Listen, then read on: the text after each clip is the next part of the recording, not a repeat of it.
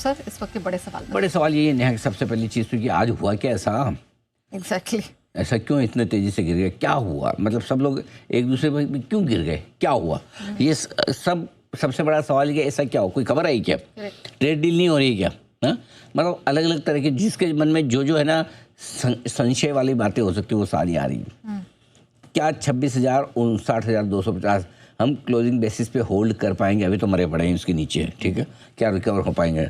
बड़ा support level आ गया है जिसके बार बार बात करते हैं। अब यहाँ पे खरीदना है कि अभी भी नहीं खरीदना? ये बड़ा सवाल है। मार्केट सबसे बड़ा सवाल आज का बहुत इंटरेस्टिंग है, जो सबके दुख दर्द को दिखाता है, बाजार की दशा को दिखाता है, हमारी दशा को दिखाता है। ईमानदारी से बताइए, मार्केट लाइफ हाई पे या लाइफ लो पर है? टेक्निकली लाइफ हाई पर है लेकिन सेंटिमेंटली लाइफ लो पर है। एग्जैक्टली। तो बिल्कुल समझ नहीं आ रहा कि यही बैंक निफ्टी जिसने परसों शुक्रवार के दिन लाइफ हाई बनाया था, यही निफ्टी जो 125 पॉइंट दूर था लाइफ हाई से, लाइफ लो वाली फीलिंग आ रही है, लाइफ हाई वाली। ऐसा क्यों? और mid cap small cap share में इतना कोहराम क्यों? बस इतने 5 सवालों में सारा काम हो जाएगा। आज सवाल कम कर दिए हमने आज नहीं, आज इतना ज़्यादा प्रेशर है कि इतने में ही सब समझ में आ जाएगा। लेकिन सर सबसे पहले तो हमारे दर्शकों के लिए यही समझना ज़रूरी है, गिरावट का कारण क्या है? देखो, आज की गिरावट जो है ना वो बहुत ही सरप्राइजिंग भी है और शॉकिंग भी है। आज मतलब सरप्राइजिंग और शॉकिंग इसलिए मैं कह रहा हूँ, शॉक तो कब लगता है जब आप बहुत ही ज़रूरत से ज़्यादा गिर जाए, और सरप्राइज कब होता है जब आपको उम्मीद ना हो और गिर जाए। दोनों में फ़र्क है, देखो, है ना। उम्मीद नहीं थी कि छोटा मोटा गिर सकता है, ये सबको पता होता है, वो कभी भी गिर सकता है, लेकिन अचानक से और ख़राब खबरों पे गिरे, ख़राब खबरों पे गिरे, समझ में आता है कि चलो खबरें ख़राब है तो गिरना ही चाहिए, ठीक है ना, वो एक बात समझ में आती है। लेकिन एक्चुअली आज देखें तो आज की गिरावट सरप्राइजिंग और शॉकिंग भी इसीलिए है कि खबरें तो आज सारी पॉजिटिव है, ढूंढने से आपको नेगेटिव नहीं मिलेगी। ऐसा क्या नेगेटिव? सुबह आप देखो, सुबह जो हमने बात की, ग्लोबल मार्केट्स आपके मजबूत थे, शुक्रवार को अमेरिका मजबूत बंद, ठीक है। एफआईएस की बिकवाली छोटी सी रह गई और net cash stock index futures मिला के तो खरीदारी थी। घरेलू फंड खरीद ही रहे हैं और अच्छा खरीद रहे हैं। आरबीआई का रेट कट भी शुक्रवार को आया था। अब इससे ज़्यादा आदमी मतलब क्या पॉजिटिव ट्रिगर्स लेके बैठेगा? करेक्ट। उसके बावजूद अगर इतनी तेज़ी से घटते हैं तो ये गिरावट झटका देने वाली, अनएक्सपेक्टेड है। और मूड, माहौल, सेंटीमेंट तब खराब होता है। देखो, खराब खबर पे गिर जाए, कोई ऐसी खबर आ जाए, अचानक से खबर आ जाए कि हमारी ट्रेड डील डिले हो रही है और गिर जाए, तो समझ में आता है कि यार ये कारण से गिर गए। लेकिन लगता है आज फिर से एफआई ने जोर लगा के बेचा है, ऐसा लग रहा है। दो चीज़ें दिख रही है आज नेहा। एक तो एफआई ने जोर लगा के बेचा है, दूसरा रुपए की कमजोरी वापस हुई आज 20 पैसे के आसपास, थोड़ा सेंटीमेंट कमज़ोर हुआ। लेकिन फिर भी मुझे लगता है कि ओवरऑल जो गिरावट है वो थोड़ी सरप्राइजिंग भी है, शॉकिंग भी है, अनएक्सपेक्टेड है। इसलिए मूड माहौल ज़्यादा ख़राब है। ख़राब खबर पे गिरने में मूड ख़राब तो होता है तब भी, लेकिन इतना नहीं होता जितना कि आप तेज़ी का सोचें और मंदी हो जाए। और नेचुरली मैं तो एक्सेप्ट भी करता हूँ, सुबह हमें खुद को भी नहीं लगा था कि इतना ख़राब हो सकता है। 26,000 तक खरीदारी करने की राय हमने भी दी थी दो टुकड़ों में। बैंक निफ्टी पे भी 59,100 से 59,125 से 59,350 वो दूसरी रेंज थी, वहाँ भी आ गया। लेकिन इतनी तेज़ी से आप गिर जाएंगे इसका अंदाज़ा नहीं था एक्चुअली। तो सर ये हो क्या रहा है? हम नंबर्स तो यहाँ पे जब दिखाते हैं कि भाई यहाँ लाइफ हाई बन गया, ये नया ऑल टाइम हो गया, और ऐसा नहीं है कि सिर्फ बैंक निफ्टी बना रहा है, निफ्टी ने भी कैचअप किया, लेकिन वो फीलिंग आ ही नहीं रही। ऐसा क्यों? मतलब फीलिंग तो लाइफ टाइम लो वाली आ रही है लोगों को, और गलत भी नहीं, क्योंकि पॉइंट ये है कि निफ्टी बैंक निफ्टी भले आपका लाइफ हाई के पास हो, लेकिन सबका मूड ख़राब है। एक मतलब एक बड़ा फंड मैनेजर से लेके एक छोटे से छोटा इन्वेस्टर, किसी को पूछो मज़ा नहीं आ रहा तेजी में उनको। अभी आज सुबह मैंने सुनील सिंघानिया साहब का भी इंटरव्यू किया, उन्होंने भी यही कहा कि क्या करेंगे ब्रॉडर मार्केट में पोर्टफोलियो अगर आपका 30-40% नीचे हो, 20% से नीचे कोई भी आपका पोर्टफोलियो है तो आप मंदी के मार्केट में ही है ना इफेक्टिवली, करेक्ट। सो आपका पोर्टफोलियो तो मंदी का मार्केट दिखा रहा है, करेक्ट। अब स्मॉल कैप इंडेक्स देखिए आज लगभग 3% नीचे, 2.25%, 2-3 महीनों के निचले स्तरों पर आ गया। अब सबके पास, रिटेल के पास तो वही है ना, स्मॉल कैप इंडेक्स वाले शेयर हैं।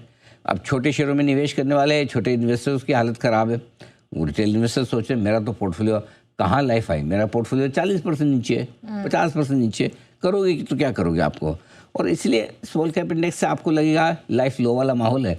मिड लार्ज कैप देखोगे तो आपको लगेगा थोड़ा ऊपर है। और दूसरा ये कि रोज़ एक्सीडेंट हो रहे हैं। अब एक्सीडेंट होते हैं ना ये जब भी, तो एक्सीडेंट मूड बिगाड़ते हैं। और ये एक्सीडेंट जैसे फॉर एग्जाम्पल केन्स ने दिया, लगातार दूसरे दिन एक्सीडेंट, आपका इंडिगो, फिर 2 दिन से एक्सीडेंट। तो ये सारी चीज़ें जो है ना ये मूड बिगाड़ने वाली हो रही है। केन्स हुआ, इंडिगो हुआ, एक दिन अगर आपका एक शेयर 10% टूटेगा तो तकलीफ तो होगी फिर। ऑलराइट, और इनफैक्ट इंडिगो के लिए मैं आपको बताना चाहूंगी कि जब ये फियास्को शुरू हुआ, हमने देखा 4 दिसंबर को ही आपको सबसे पहले सतर्क किया गया, सेल की रिकमेंडेशन दी, तब 5600 के आसपास का भाव था। आज लेवल आपके सामने 5000 के नीचे लुढ़क चुका है।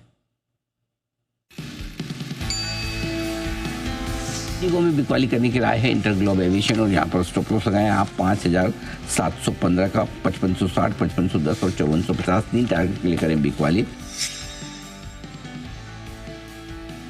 इंडिगो के फ्यूचर्स में बिकवाली करने की राय है, और इंडिगो 5560 का स्टॉप लॉस लगाए, 5425, 5370, 5300 और 5250 तक के टारगेट के लिए। ये इनकी प्रॉफिटेबिलिटी पर इम्पैक्ट डालेगा और खर्चे भी बढ़ाएगा और मुनाफा कम करेगा, तो इस क्वार्टर के नतीजों पर इसका असर भी दिखेगा।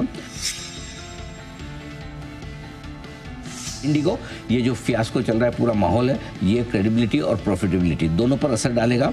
अब हमें नहीं लेना है, अब हम इस तिमाही के नतीजों का इंतजार करेंगे, देखेंगे कितना इम्पैक्ट आता है।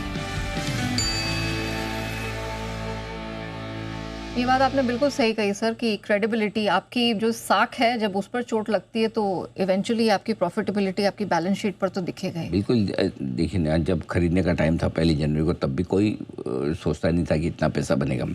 जब एग्जिट का टाइम आया, चीज़ें दिखी, तो हमने एग्जिट के लिए हमने शुक्रवार को बोला भी था कि शायद 4-5% गिरने के बाद ठीक हो जाएगा, और शुक्रवार को लगभग रिकवर हुआ भी, सिर्फ 1% नीचे, आधा % नीचे बंद हुआ था। आज हमने अपना भी पूरी तरह से चेंज कर ही लिया। हमने कहा कि भाई अब ये रिकवरी जो आई उसमें भी आपको एग्जिट ही करना चाहिए, अब नया लेना नहीं है। और अभी भी हमारा राय कायम है, जब तक हम ये पूरा मैटर ख़त्म ना हो जाए और जब तक या फिर अगली तिमाही के नतीजे नहीं आए, देखेंगे जब क्लैरिटी आएगी तब मैं ही बताऊँगा। जब तक अभी कोई क्लैरिटी नहीं, तो अभी अपने को लेना ही नहीं, बात खत्म। जो भाव आने दो।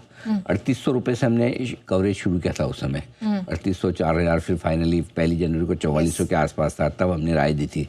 अभी हम क्लियर कट है, अभी हम वेट करेंगे, हमें कोई खरीदने की हड़बड़ी और जल्दबाजी नहीं है। ओके, अच्छा सर, आप अक्सर विक्स का भी जिक्र करते हैं कि मार्केट की वोलेटिलिटी आज बढ़ गया ना। देखो, सुबह ही अपने बात कर रहे थे, तो जो टॉप का जो बनाया था विक्स का लेवल जो था, वहाँ से 25% विक्स घट गया था, 25% विक्स नीचे आया था, और आज सुबह नजर ही लग गई, सुबह बोलने की देर थी। देखो 21 नवंबर को विक्स का लेवल था 13.85, कल गिर के 10.30 पे पहुंच गया, 25% नीचे, आज 10% वापस बढ़ गया। तो वोलेटिलिटी बढ़ना भी नेगेटिव संकेत तो है ही आपके लिए। ओके सर, ये स्मॉल कैप शेयरों में कोहराम कब तक झेलना पड़ेगा और क्यों है, मतलब रादर इतना क्यों है? देखो, 2-3 चीज़ें हैं। बहुत अच्छा सवाल है आपका कि क्यों है। पहली चीज़ तो है कि स्मॉल कैप शेयर किसी को लेने ही नहीं है, सबको बेचने। मतलब हर आदमी को लगता है बेचना, चाहे वो फंड मैनेजर हो, चाहे रिटेल ट्रेडर हो, चाहे प्रमोटर हो, चाहे कोई पी फंड हो, सबको, जिसके पास स्मॉल कैप शेयर, सभी को बेचना है। इतना नेगेटिव नहीं, सबको लगता है प्रॉफिट ले लो, प्रॉफिट ले लो, प्रॉफिट ले लो, ठीक है। और naturally small cap share generally लोगों को प्रॉफिट होता है तो ही बेचना है, नुकसान में कोई बेचता नहीं है, करेक्ट। सो ये सबसे बड़ी समस्या है कि बेचना सबको है, खरीदना किसी को नहीं, नंबर 1। दूसरा है कि आईपीओ में, ब्लॉक डील में भी बहुत सारा पैसा बाहर जा रहा है, तो फिर ऐसे में होता है कि फिर लोगों को लगता है कि सारी लिक्विडिटी तो उधर जारी करें तो क्या करें। तो ये दोनों कारण है। एक तीसरा कारण और जो मैंने लिखा नहीं, लेकिन एक्चुअली वो भी एक बड़ा कारण है, और वो कारण ये है कि आप एक बात समझिए, अभी रिसेंटली जब से ऑप्शंस की ट्रेडिंग कम हुई है, ठीक है, उसके बाद हुआ ये कि लगभग सारे बड़े ब्रोकर्स, उनकी मार्जिन फंडिंग की बुक बड़ी बन गई। अब मार्जिन फंडिंग में आप स्मॉल कैप शेयर मार्जिन देके लीवरेज पोजीशन बनाते हैं।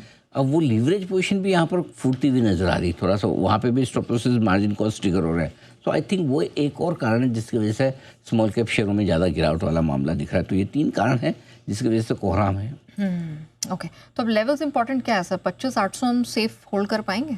ये तो नहीं पता, इंपॉर्टेंट लेवल है ये बता सकता हूँ, होल्ड कर पाएंगे नहीं कर, ऐसे मार्केट में है, कायदे से तो करना चाहिए। देखो, इफेक्टिवली आप मुझे पूछेंगे तो 25,800, 25,900, ये 100 पॉइंट की रेंज बड़ा मजबूत सपोर्ट जोन है, और बैंक निफ्टी पर भी 58,650, 58,850 की जो रेंज है वो बहुत मजबूत सपोर्ट है, इतनी आसानी से नहीं टूटनी चाहिए। सिर्फ खाली बिकवाली की वजह से नहीं टूटेगी, इसको तोड़ने के लिए आपको कुछ और चाहिए, कोई खबर प्लस बिकवाली, 2 चीज़ एक साथ हो ना, तब जाके आप इंपॉर्टेंट सपोर्ट लेवल को तोड़ते हैं। तो बिकवाली तो है, खबर मिसिंग है। अच्छा, खराब खबर पे आप जोर से बिकवाली आ जाए तो वो डबल इफेक्ट करती है। लोहा गर्म है, हम मार दो हथौड़ा, वैसा। तो दोनों चीज़ साथ में होनी चाहिए। अभी खाली क्या लोहा गर्म है, हथौड़ा मारने जैसा नहीं, तो वैसा है। तो कुछ हथौड़ा मारने जैसी कोई खबर आए जो तोड़ दे, वो भी बाकी है। सो इसलिए मेरा ये मानना है कि इन लेवल के आसपास रुकने चाहिए, ये सपोर्ट रेंज है। अगर किसी को खरीदारी करनी ही है, हिम्मत है, पैसे हैं, अच्छा पैसे तो बहुत लोगों के पास है, पैसे से ज़्यादा हिम्मत है हिम्मत सबके पास नहीं है, तो फिर यही रेंज है जहाँ पर खरीदारी करनी चाहिए, वो है 25,800, 25,900 और 58,650, 58,850। निफ्टी अगर आज 26,000 के नीचे बंद होता है, बैंक निफ्टी 59,250 के नीचे बंद होता है, तो आपको तेजी की पोजीशन थोड़ी हल्की करनी चाहिए। BTST टाइप की 1-2 दिनों के लिए लिया तो उसको स्टॉप लॉस के तौर पर मान के कम कर ले। लेकिन अगर आज 25,800 के नीचे निफ्टी बंद होता है, 58,800 के नीचे बैंक निफ्टी बंद होता है, तो thank you very much, trend आपका पॉजिटिव से न्यूट्रल हो जाएगा। अब एक दिन में चाहे और इंतज़ार करना चाहे कर ले, बट उस लेवल के नीचे ख़राब हो जाएगा और तब आपको तेज़ी की पोजीशन से पूरा जो ट्रेडिंग पोजीशन आपने बनाई निकल जाए। 2:30 बजे या 3:20 पे जैसा समय होगा उस हिसाब से मैं आपको इस पर पूरा अपडेट और दे दूंगा, चिंता न करें।